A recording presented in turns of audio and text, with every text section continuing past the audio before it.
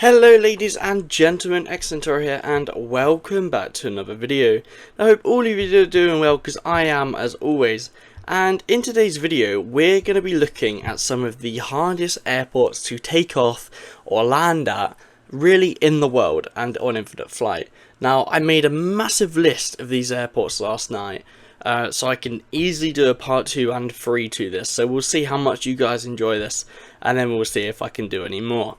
So the first airport that we're going to look at is Gibraltar, and Gibraltar is where we are right now, and it is an incredible airport to make an approach to. So let's just have a look. So you can see here on the map, we're in the south of Spain and we're sort of over a bay, which is where we are right now.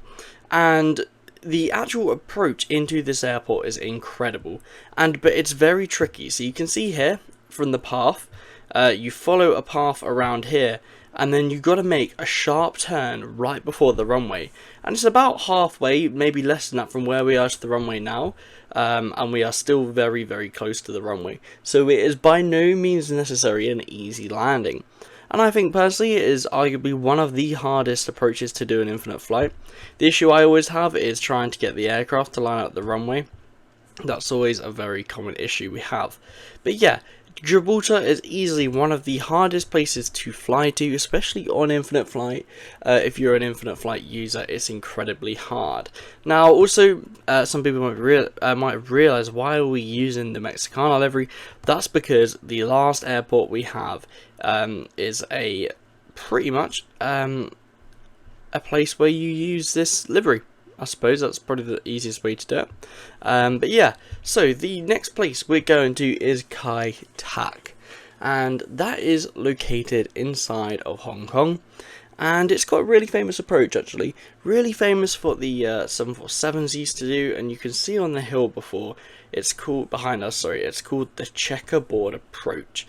And pretty much, I'm pretty sure planes fly straight at it until they get a certain colour or something, then they make a right turn into the airport. So let's just see on the map quickly if there is a way for it. No, so you can't see it, so you've got to do it manually.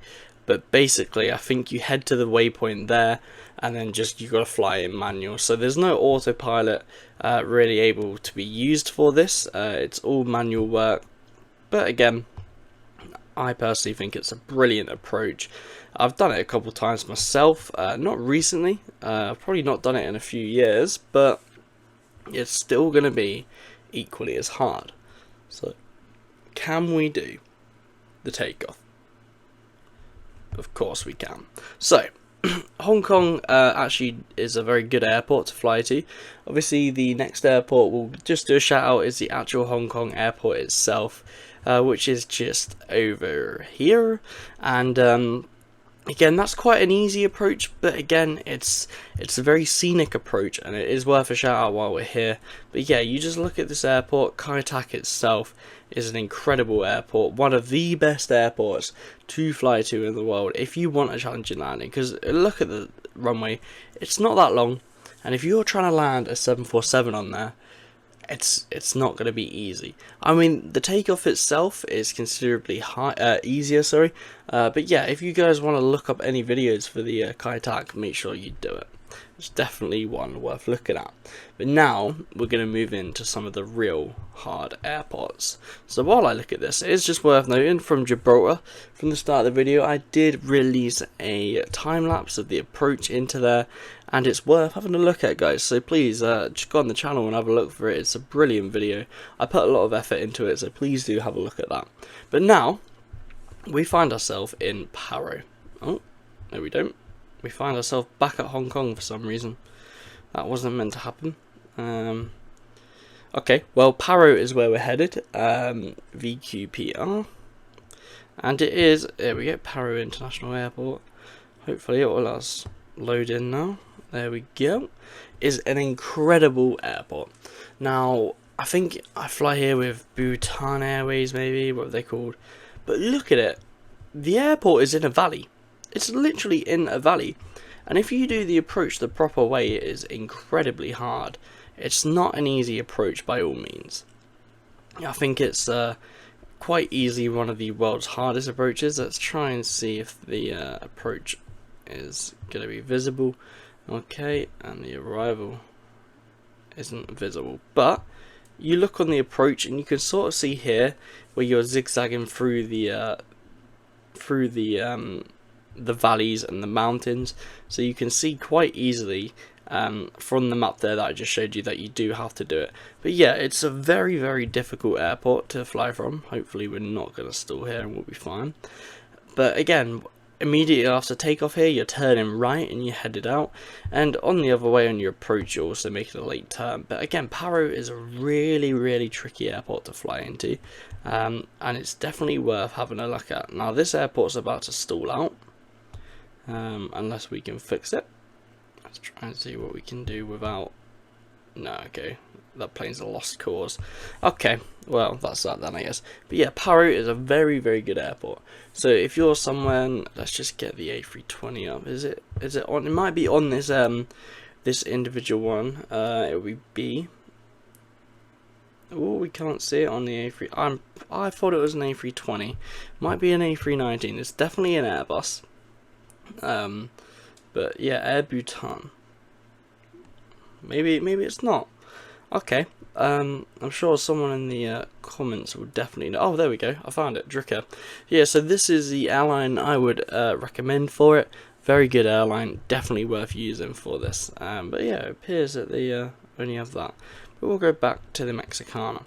Now, this next airport, again, I did a video on the approach into this about 4 or 5 years ago.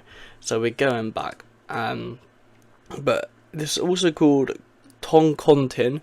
I definitely said that wrong, so ignore that. But yeah, this airport, when you spawn an infinite flight, it doesn't look very hard, but that is misleading, because I promise you now, if you do the approach correctly, it is not an easy approach at all. So we'll just have a look behind the aircraft in a second. So let's just get the flaps down. And yeah, so you can sort of see in the distance there's all these hills, and basically it's very similar to Kai Tak, but it's just slightly on a bigger scale. But the issue is here the wind, and there you go. So you can see them here, the blue and the red approaches, and you got to make late turns to get onto the runway. Okay, so it's not easy by all means whatsoever. And I think, again, this is a personal favourite route of mine to fly. I very much do enjoy flying this route, and I do find it entertaining. Going to try and get some altitude so I can show you guys a little bit better and easier from what we can see of the surrounding area. So here we go. So you can see here you've got all the mountains, and you can sort of just see the crevice that you're going to have to fly into. Broke autopilot as well. But yeah, so it's a good approach. You've got to get around the hill there on our left as well. So we'll just see if we can get it up again. Where's the approaches? There we go. So you can see us here. You can see the hill on the left, and then you can see on the red where you're going around. I know that's poor instructions from me, but that is effectively what's going on. We're also going to stall out another aircraft by the looks of it, which is far from ideal. But yeah. So this again is a great airport. So if anyone flies to these, let me know, and hopefully I can see you all in my next video. Good night.